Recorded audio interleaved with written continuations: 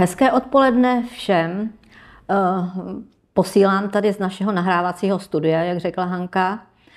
A dneska bych se chtěla věnovat péči o kůži, a to jednak o kůži, která je v pořádku, ale také o kůži, která je nějakým způsobem poraněná, a tomu se budeme věnovat. Když jsem zadávala tento název, nebo jsem si vymyslela toto téma loňského roku, tak jsem netušila, jak bude strašně složité jej zpracovat. A proto moji prezentaci berte jako takový základ, takový nástřel. A budu hrozně ráda, když poté, co ukončím svoji přednášku, byste těm ostatním, kteří jsou připojení, tak dali, pokud máte nějaké dobré zkušenosti s hojením škrábanců, dekubitů, popálení, abyste dali i těm ostatním, i mně, takovou zpětnou vazbu, s jakými prostředky máte dobré zkušenosti. Tak, nejdřív si řekneme něco o kůži. Tenhle slide už jsem měla i minule, protože minule jsme se věnovali hlavně prevenci dekubitů a dneska se budeme věnovat spíše teda léčbě a ochraně kůže. Kůže je v podstatě náš přítel. Nevymyslela jsem si toto já, ale pan doktor, který filozof, který se mnou natáčel filmy, právě ty edukační filmy, a když jsme měli toto téma, tak si tohle hezky vymyslel. Je to náš přítel, který nás chrání naše tělo před vniknutím cizího tělesa, před popálením, před úrazem, ale chrání vlastně vše, co máme uvnitř těla, chrání naše svaly, cévy, nervy i vnitřní orgány. Kůže je největším orgánem lidského těla, o čem se ještě zmíním. A kůže na sedacích partiích vlastně není stavěná na takovou zátěž při každodenním používáním vozíku. A proto se o ní musíme starat a pečovat. Vidíte strukturu kůže, lidské kůže, a víme v podstatě všichni, že každý má tu pleť, tu svoji kůžičku jako jinou, nejsme všichni stejní jako razítka. Máme různý pigment, někdo je více blečí, někdo je snědejší a právě má třeba i hrubší kůži na chodidlech nebo na dlaních nebo i v jiných partiích těla. Zkrátka každý jsme jedinečný. Jaká je funkce kůže? Jak už jsem říkala, chrání tělo před vnějšími vlivy, před poškozením, ale také hlavně před infekcí. Je to smyslový orgán, protože vnímáme tlak, teplo, bolest, udržuje stálou tělesnou teplotu, tvoří se v kůži vitamin D za působení slunečního záření a hlavně je to zásobárna energie. Máme podkožní tuk. Potní žlázy se podílí částečně také na vylučování a hospodaření s vodou. Teď si řekneme něco o stavbě kůže. Jak už jsem říkala, je to největší orgán našeho těla a u takových objemnějších lidí může dosahovat až 2 metrů čtverečních. Kůže se skládá ze 3 základních vrstev. První tenkou vrstvičkou je pokožka. Ta pokožka se skládá z buněk, které postupně rohovatí a každodenně se olupují, právě ty vrchní vrstvy se olupují a pod nima se tvoří nové a nové buňky. Další vrstvou je škára. V této vrstvě, která je tvořena vazivem, je pružná, tak se nacházejí cévy, nervy, ale také takzvaná čidla, receptory, kterými vnímáme bolest, teplo, chlad a vlastně jsou velmi důležité, a také tam vlastně jsou chlupové nebo vlasové váčky. Třetí vrstvou je podkožní vazivo s tukovými buňkami a je to ta zásobárna právě energie a tepla. Já, když jsem dávala dohromady seznam vlastně poškození kůže, ke kterému může každodenně dojít u každého z nás, tak jsem tam nenapsala takzvanou keratózu. Když tady vidím, jak rostou chloupky nebo vlasy, tak ta keratóza znamená to, že ty buňky, zrohovatělé buňky, nám můžou ucpat vlastně ten růst toho chloupku a vznikají buď bílé nebo červené pupínky. A ta kůže je taková zdrsnatělá. A pokud je tato keratóza na sedacích partiích, tak právě může vzniknout k nějaký oděrce a tady, když se infikuje, tak může vzniknout vlastně dekubit. A ještě bych se chtěla zmínit o furunklu nebo karbunklu. A furunculus, co to je? To vlastně je zánět tady toho chlupového váčku. A jsem za svoji kariéru měla několik klientů, kteří vlastně měli tento furunculus právě v sedacích partiích, jak říkáme na zadku. A byla to velká polízanice, protože vlastně se ten váček infikuje a vzniká absces, který pak může být jakkoliv veliký, a když praskne, tak zase je to otevřená rána, je to vstupní brána infekce a může z jednoho furunklu, nebo říkáme česky nežitu, tak může vzniknout dekubit. Tak. V kůži také máme takzvané kožní deriváty, což jsou vlasy, chlupy, obočí, řasy, které jsou tvořeny mrtvými kožními buňkami. A pak tam máme nehty a žlázy. Potní žlázy, které nám regulují teplotu, mají antibakteriální funkci, mazové žlázy, pachové žlázy. Samozřejmě každý z nás voní jinak. Máme specifický pach. No a pak ještě mléčné žlázy. Tak, něco málo o každodenní péči o kůži. A nebudu mluvit o pleti na obličeji, ale samozřejmě o zatěžovaných partiích, jako jsou ty sedací partie u vozíčkářů, že jo? I jak je to zadek a spodní strana stehen. Co je potřeba? V každém případě budete se mnou souhlasit, každodenní prohlídka a každodenní hygiena. A to genitálií, třísel a sedacích partií. Omytí může být, nebo je lepší rozhodně 2krát denně. A co se týče o osušení, tak třeba v tříslech, kde ta kůže je taková tenká a citlivá, tak určitě ne silou třít, ale spíš přiložit ručník a takovými těmi přiložením, tak pořádně vysušit. Co je vhodné po osušení, tak promazat kůži právě těchto exponovaných míst třeba modrou indulonou nebo nesoleným sádlem. Možná, že se tomu budete smát, ale bylo to předmětem kulatého stolu, kdy jsem byla minulý týden v Brně a celkem renomovaná paní doktorka, která se zabývá léčbou dekubitů, tak byla pro tato dvě mazání. No ale pak dobré zkušenosti mám samozřejmě s indulonou, ale s Bepanthen Baby, to je taky výborný krém, a nebo použití ale neparfémovaných krémů, které mají pH právě okolo 5, tak jako lidská pokožka. Když je kůže suchá nebo trošku popraskaná, může být právě i v těch tříslech, tak je dobrý použít krému z řady Menalint. Jmenuju tady některé prostředky, které se nejvíce používají a jsou známí, jako třeba Linovera olejíček ve spreji, který je na zdravou kůži, trošku právě tu suchou, popraskalou kůži, ale třeba i na první stupeň dekubitu.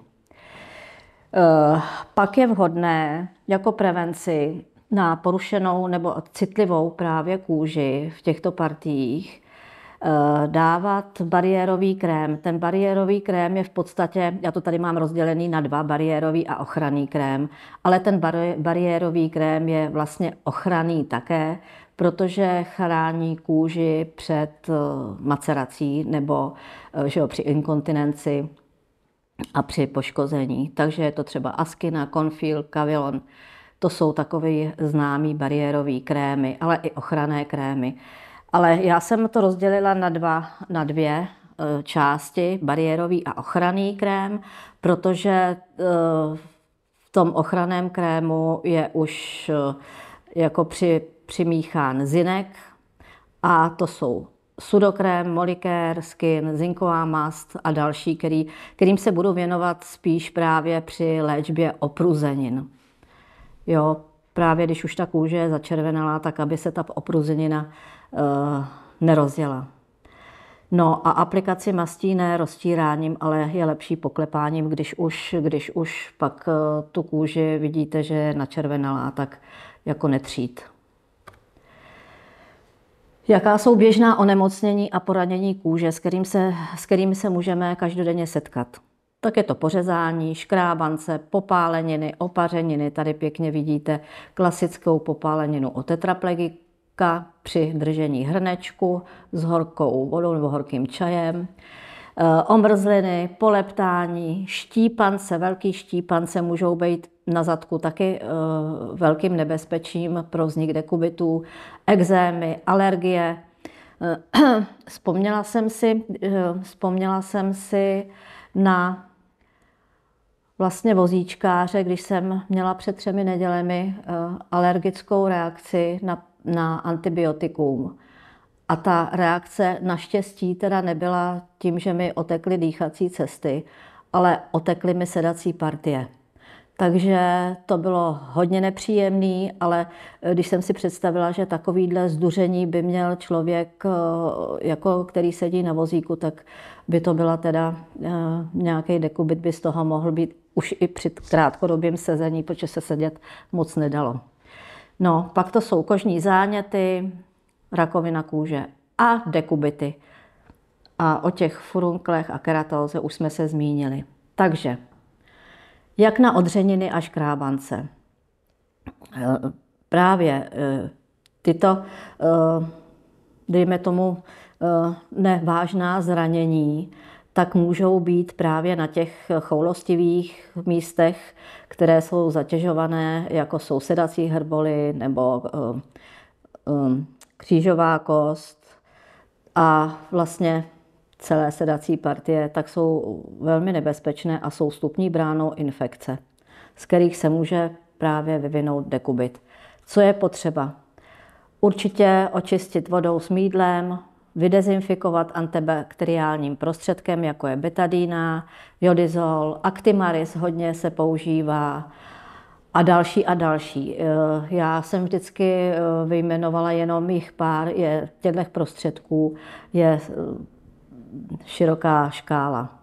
Pak je potřeba překrýt sterilní gázou a zafixovat náplastí. To je vlastně metoda, když to tak řeknu, toto ošetření, které je standardní.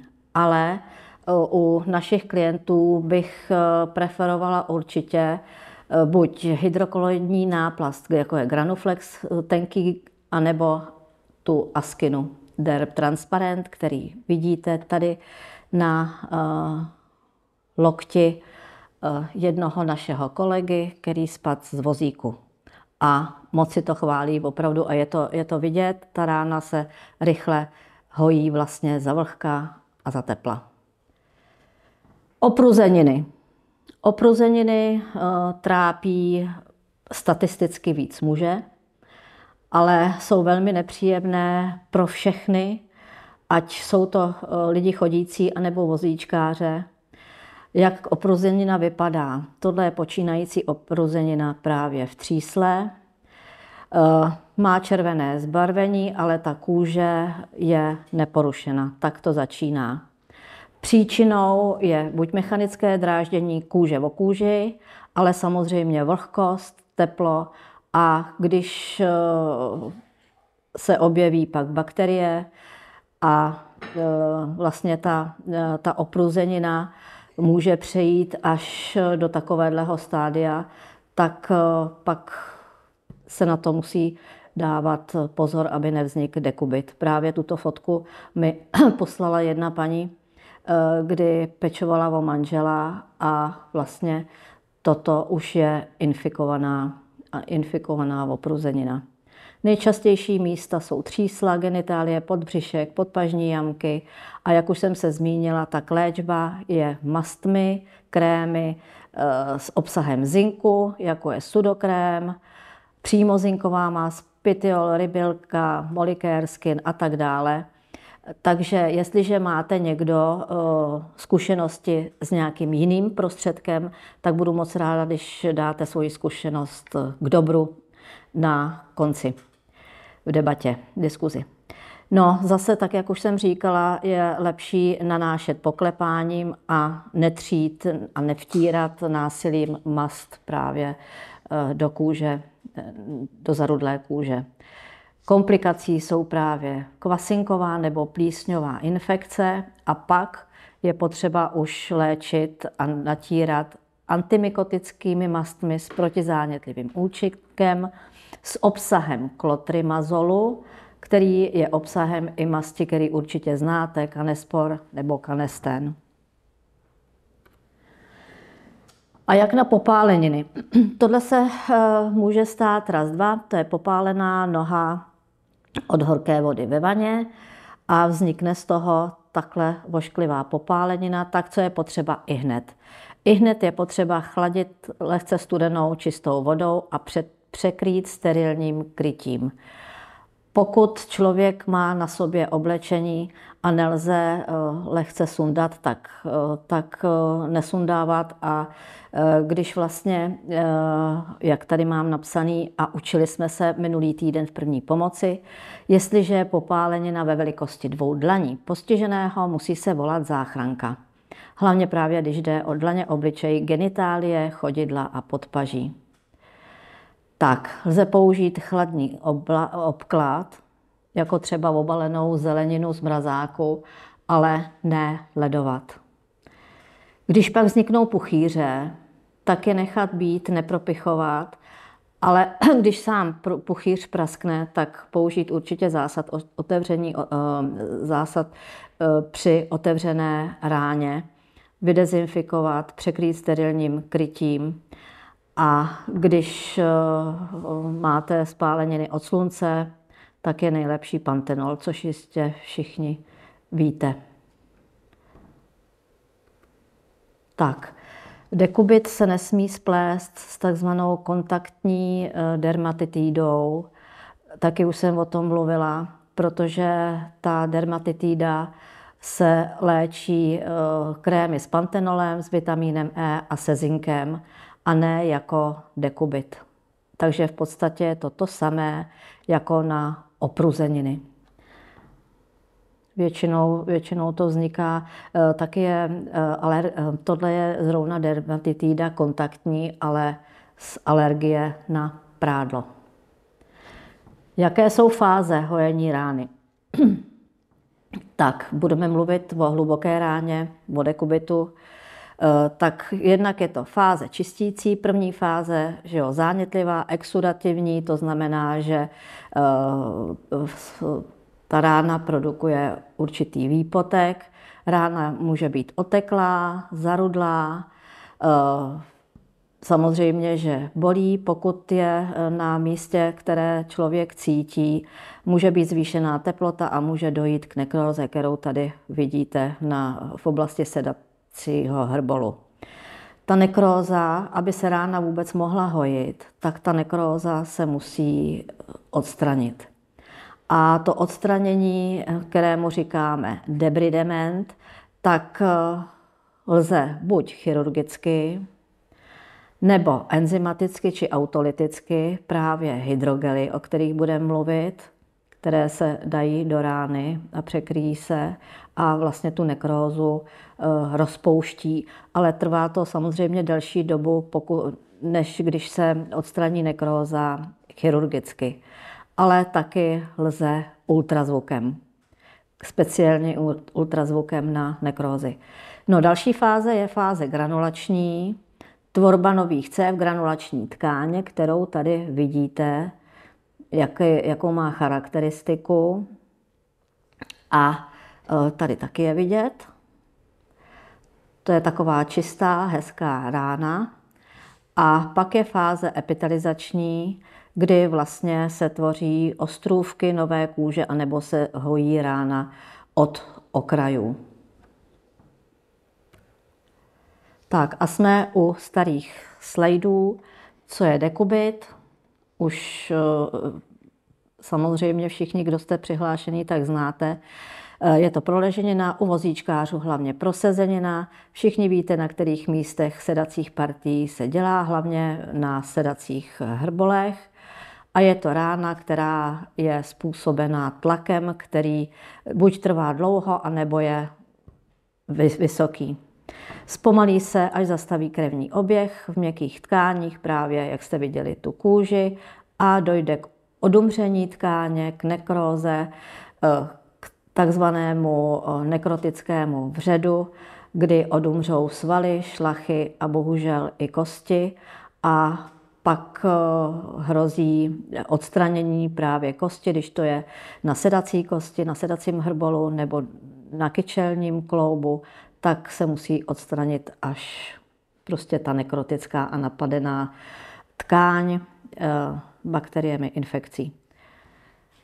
Tak a máme statistiky, že každý druhý para či tetraplegik má určitou zkušenost s dekubitem, ať s povrchovým anebo hlubokým. Tady to trošku asi špatně vidět, ale já jsem schválně dala tuto tabulku, kdy stupně dekubitů jsou 4, že jo, obecně se vždycky říká 4 stupně nebo 4 kategorie, ale pak jsou ještě 2 další kategorie, kdy vlastně ten dekubit nevíte, co pod tímhle černým příškvarem, flekem prostě je a do jaké hloubky. No, takže když se vrátím k prvnímu stupni dekubitu, tak je to začervenání, a když, abyste zjistili, jestli je to jenom otlak, který rychle zmizí, nebo už je to první stupeň dekubitu, tak vlastně, když stlačíte prstem začervenalou tkáň a zůstane červená a nezbělá, tak už se jedná o hrozbu dekubitu. Druhá kategorie nebo stupeň je porušení kožního krytu, už je tam puchýř. 3. stupeň je už ztráta kožního krytu, ale je tam obnažená právě už ta hlubší vrstva kůže, nejenom právě pokožka, škára, ale i to vazivo. A 4. kategorie, to už je kompletní ztráta a postižení už šlach, svalů i kostí. A spontánně už se nikdy nezahojí a je třeba udělat pak plastiku. No, tak o těchto 2 stupních jsem právě mluvila, tady jenom opakování. 1., 2., 3. a 4. stupeň, hluboký vřed, hluboká rána, už s obnaženými šlachami a kostí.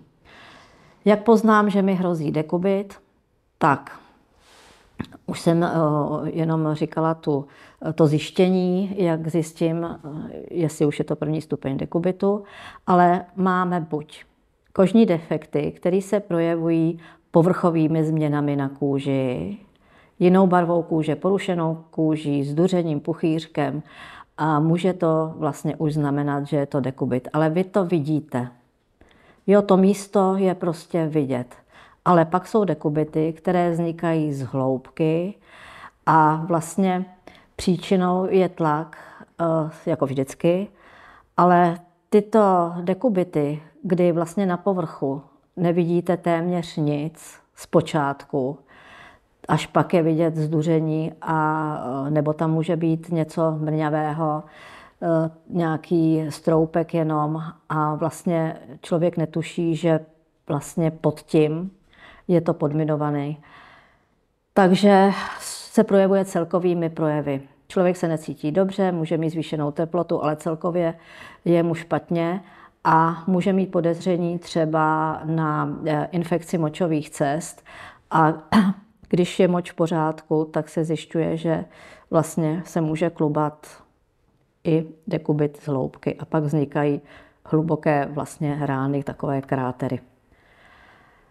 A jak na počínající dekubit? Řekla jsem, zmačknout to místo, zjistíte první stupeň, ano, nebělá. Základní zásada je odlehčit. Tady vidíte sklápěčku, odlehčení sedacích partií. Nikdy nemasírovat, netřít to postižené místo s tím, že byste tohle rozmasírovali, to byste tomu přidali akorát na rychlosti, aby se rána otevřela. Mám tady, že dobrá linovera na podporu prokrvení anebo polyuretanové krytí, které budeme ukazovat. Tak, jak na druhý stupeň dekubitu, tak druhý stupeň jsme řekli, že už je kožní kryt poškozený, může to být puchýř nebo může to být i, vypadá to jako odřenina.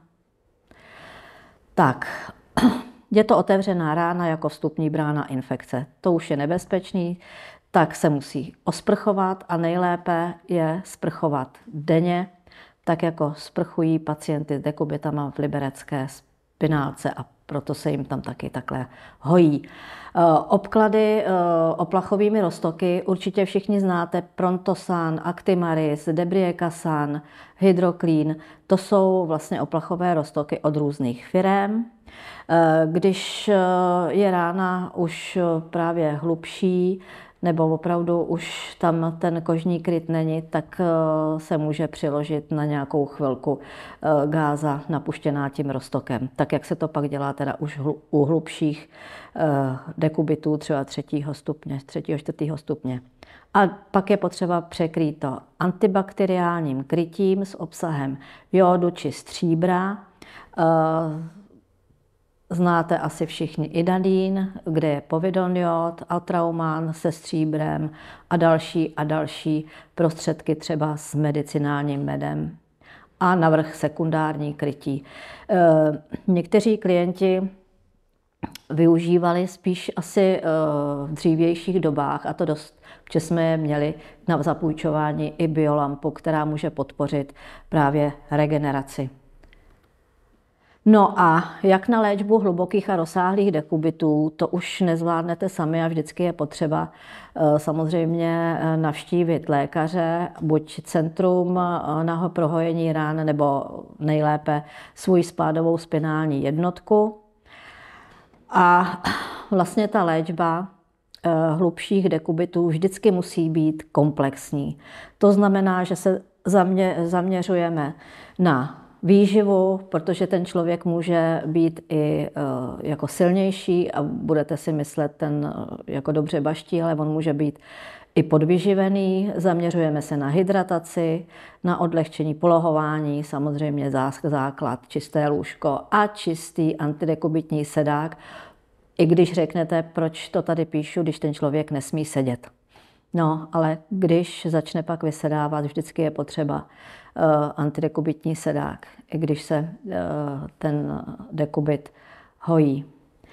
Po 3 měsících je třeba krytí změnit, protože když se půl roku, 3/4 roku, rok dává jedno a to samé krytí, tak pak ty bakterie jsou rezistentní a vůbec se ta rána nehejbe v tom hojení.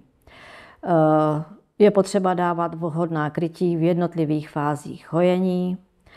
Vždy je potřeba odstranit tzv. Biofilm, což jsou bakterie právě v ráně, které kolem sebe vytváří takovou jako membránu a tím se chrání a vy je potřebujete zlikvidovat právě otřením. A nejčastější chirurgický debridement je právě pomocí skalpelu, nůžek či pinzet a lžiček. Pak je možný léčbu hlubokého dekubitu taky a odstranění nekrózy larvoterapií a podpora hojení je hyperbarická komora. No a myslím, že v dalším období Mluvili jsme na tom o VAK systému, o podtlakové terapii, hodně na kulatém stole právě v Brně v rámci Stop Dekubitum, protože vlastně ty přístroje na VAK systém, na podtlakovou terapii se dělají čím dál menší a využívají je již vlastně agentury domácí péče, takže pacient už má tuhle terapii doma, což je úplně super, protože se ta rána hojí mnohem rychleji. No, když rána krvácí a nebo hodně se cernuje, tak vlastně je to známkou právě čištění rány a ten exudát, jak říkáme, tak může mít různý charakter a může i zapáchat, může mít různou barvu a to je určitě známka infekce. A celkové příznaky infekce je nevolnost, malátnost, ta rána vyloženě teče, ten člověk může mít horečku, třesavku a může mít i zvýšený spazmy. Takže vždycky včas navštívit lékaře. Tak, a jsme u prostředků pro vlhké hojení ran. To, že se hojí rány ve vlhkém prostředí, to už asi není v tuhle dobu třeba říkat, protože je to automatické a těch prostředků je velká škála a my si je jenom rozdělíme podle obsahu, podle toho, podle jejich složení zkrátka. Tak, první bych jenom ukázala, jsou to hydrogely. Hydrogely vytváří v ráně právě to vlhké prostředí, vypadá to asi takto. Vytváří vlhké prostředí a hlavně nám pomáhají rozpouštět nekrózu.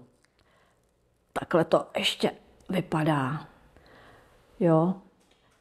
Je to takový gel, klepe se to a nalepuje se na ránu tou stranou, která lepí, jo, aby přilnul právě k té ráně. No, jsou hodně hydrofilní, to znamená, že nasávají ten exudát do sebe, uzamknou a nevypouštějí bakterie zase zpátky. Tak to jsou hydrogely. Hydrogely také mohou být v tubě. Jo? Nemusí to být jako v rámci krytí, ale mohou se tam dávat i v tubě. Tak, pak to jsou hydrokoloidy.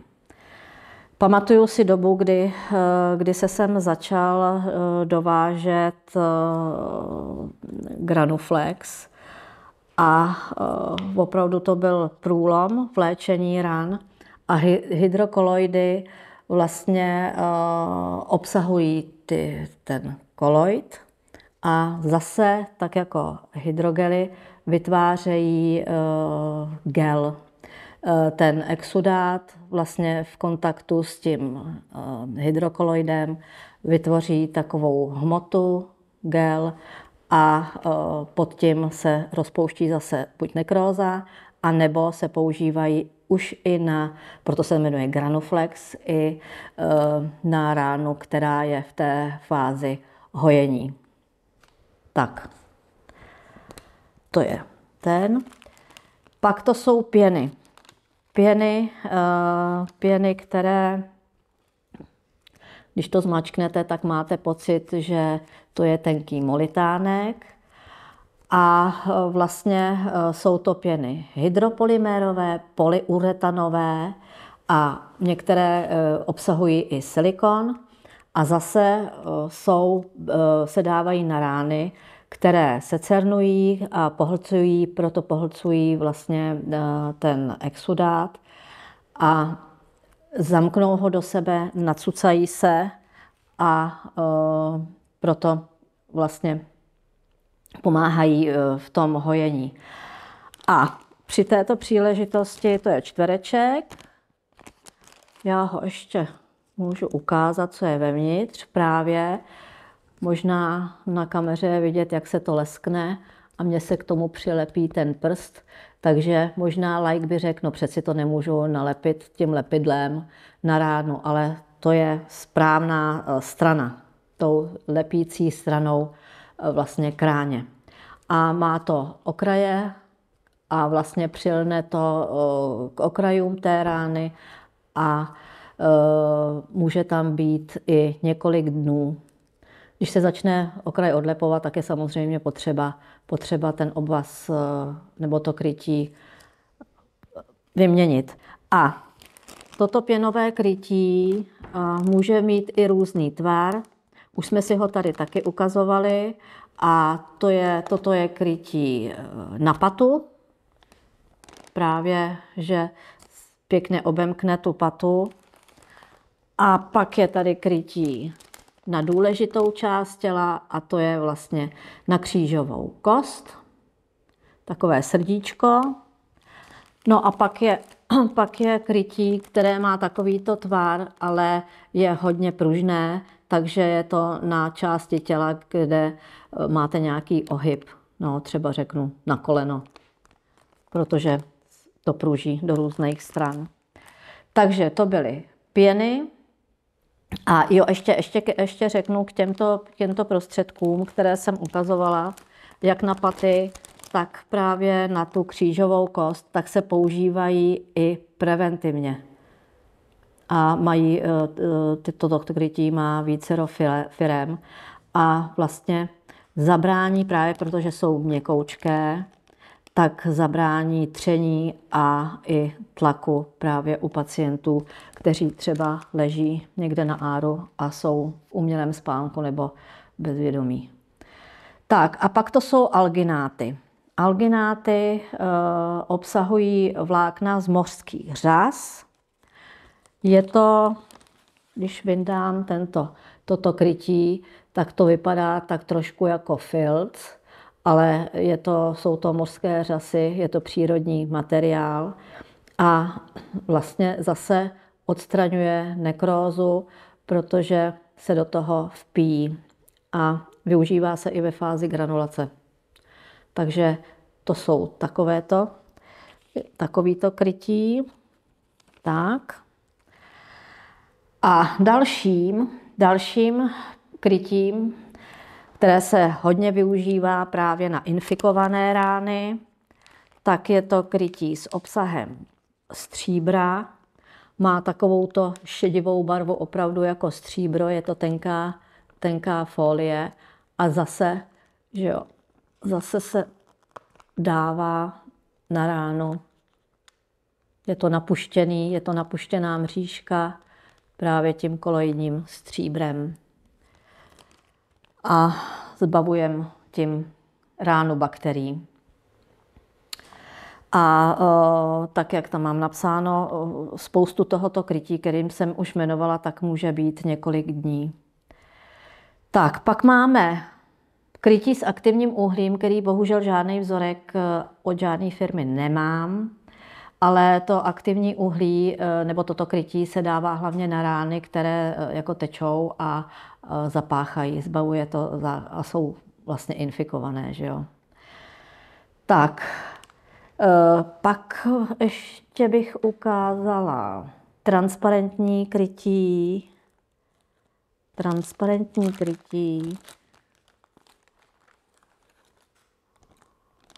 Tak, to vypadá takto.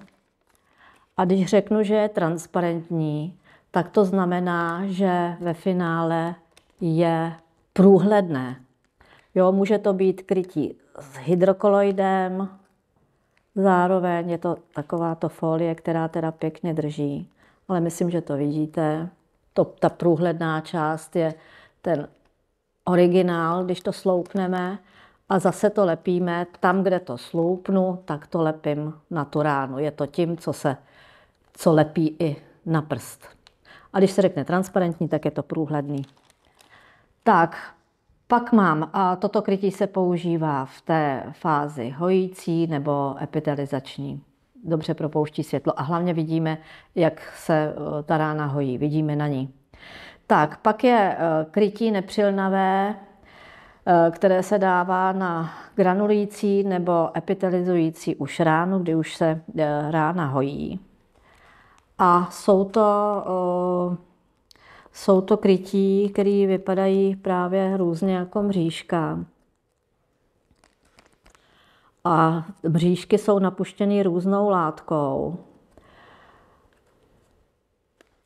Toto je normální mastný tyl, ale určitě znáte krytí inadín, které má takovou, je to jako kousek gázy a je napuštěn právě jodem, je antibakteriální, anebo to teď kolegové, kteří tady jsou se mnou a natáčí, tak možná začuchají. A tohle je taky antibakteriální prostředek a je napuštěn takzvaným višňákem, což vlastně byl kdysi jediná léčivá látka, kterým se hojily dekubity. Takže já ještě pamatuju nejenom napuštěné nějaké krytí, ale kdy se z lahve s višňákem takhle otočila lahev a nalila se do hluboké rány přímo takový smradlavý, hnědý roztok po uzeným. Takže teď to tady máme takovýto odér, ale jinak je jako fajn. No a pak máme krytí s manukamedem, opět antibakteriální účinek, ale to jsou krytí, která obsahují lékařský med, není to med od včeliček, ale takový zvláštní med a na někoho to zabírá velmi. A ten nemám. Mám tady už jenom krytí Cerdat, což je krytí biokeramické. To jsou takovéto pytlíky, kde jsou miniaturní biokeramické kuličky. Ale v čem má výhodu? Nasává právě exudát, takže se může dát do hlubokých ran. A vždycky se tam nechá, než vlastně je ten pytlík celý naplněný, že jo? Protože vlastně ten exudát se vsákne do těch kuliček, které zvětší svůj objem. Je to mikrogranulát. Tak. Ukázky asi všechno. Ještě bych ukázala takovýto, ne pytlíček, ale je to vlastně prostředek na očištění toho biofilmu, protože buď se očistí sterilním štvercem, že jo, někdo čistí třeba škrábanec kartáčkem, na kterým se dělá taky biofilm, ale tohle je velice šetrný prostě prostředek na očištění právě toho biofilmu, o kterým jsme mluvili. Tak a to bychom měli prostředky na hojení ran a teď, jak se předepisují a kdo je může předepisovat. V kategorizačním stromu v zákonu o zdravotním pojištění tak je to skupina 01, zdravotní prostředky, krycí materiály. Tyto prostředky, všechny, které jsem vám ukazovala a kterých je opravdu nepřeberná škála, tak může předepsat lékař. Nemám tady konkrétní odbornost, protože to může být jakýkoliv ambulantní specialista, ať je to chirurg, internista, ale může tyto prostředky předepsat i praktický lékař. Problémem je, že ty praktikové, jak se s ranami nesetkávali a nesetkávají, tak se tomu brání, protože to neumí prostě předepsat. Ale praktický lékař může na první 3 měsíce předepsat jakékoliv krytí. Od loňského roku může určitá krytí předepsat i sestra v domácí péči. Důležité je vědět, že po 6 měsících vlastně používání toho zdravotnického prostředku, toho krytí, tak lékař, když předepíše znova, tak musí ten poukaz na zdravotnický prostředek musí schválit revizní lékař nebo zdravotní pojišťovna. A tyto prostředky, všechny už jsem říkala, jsou plně hrazeny ze zdravotního pojištění. V České republice, vidíte tady mapku, je celá síť center hojení chronických ran. Jsou to buď kliniky, EUC kliniky, které se věnují, dělají samozřejmě všechno možné, ale mají tam právě i ambulanci pro léčbu chronických ran. Má ambulanci firma Menlike, Konvatek, vidíte tady jejich plagátek a těch tam je asi, já nevím, 25. B. Braun má 5 poraden pro chronické rány a všechny poradny by měly, nebo jsou poradny při spinálních jednotkách, které máme 4 a všichni, co jste připojení, tak víte, které to jsou. Určitě my úzce spolupracujeme se spinálkou motolskou, což neznamená, a se spinálkou libereckou, což neznamená, že berou jenom ty lidi, kteří tam leželi, ale samozřejmě podle potřeb toho člověka. Ale jak víme, spinální jednotky nejsou pro léčbu dekubitů, jsou pro čerstvé pacienty po úraze, takže tam není moc místo. Řeknu o chirurgické řešení, že jo, měli jsme ty krycí materiály u různých stupňů dekubitů, tak teď jaký je chirurgické řešení hlubokých dekubitů, které nemají šanci se spontánně zahojit, anebo by to trvalo až roky.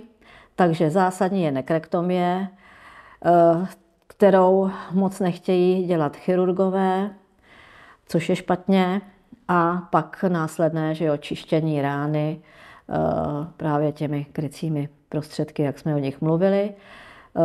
Chirurgickým řešením je takzvaná rekonstrukční operace k uzavření té hluboké rány, toho defektu, překrytí čistého defektu laloukovou plastikou, kterou tady vidíte, přetažení svalu. Ale co je problémem, v 50% se stává, že prostě ta plastika někde praskne. Dříve či později a musí být třeba plastika nebo reoperace zkrátka znova. No a proč tady mám doléčení na fluidním lůžku? Takhle vypadá fluidní lůžko, které je veliké, je strašně těžké a vlastně je naplněno takovým vakem, zase s drobnými kuličkami, podobně jako v tom cerdaku. A tato lůžka původně byly i na spinálních jednotkách a jinak jsou na odděleních plastické chirurgie a v popáleninových centrech. Bohužel v Praze už ani na plastické chirurgii bylo jedno lůžko, kde vlastně se hojili naši klienti, pacienti, a výhodou vlastně tohoto fluidního lůžka je to, že tam ležíte úplně jakoby ve vzduchoprázdnu, protože je to fluidní vzdušné lůžko, tak ty kuličky tam pořád cirkulují a vlastně toho člověka masírují a není tam žádný tlak. A důležité je to, že se na tom lůžku nemusí polohovat a zahojí se mnohem dříve. Já, když jsem tam měla nějaké vlastně klienty, tak po té plastice, takhle po tom sešití pěkným, za tři týdny mohli poprvé vysedávat. Takže my právě chceme nějaká ta centra pro léčbu dekubitů. No a nejhůř, jak to může dopadnout, je hemikorporektomie, které vždycky předchází amputace jedné končetiny, druhé končetiny, části pánve, až vlastně je odstraněna i pánev, protože je napadena infekcí. No a pak je to složitý. Proto hlídejte jakékoliv pidi-mini změny na kůži, ať to vypadá nenápadně.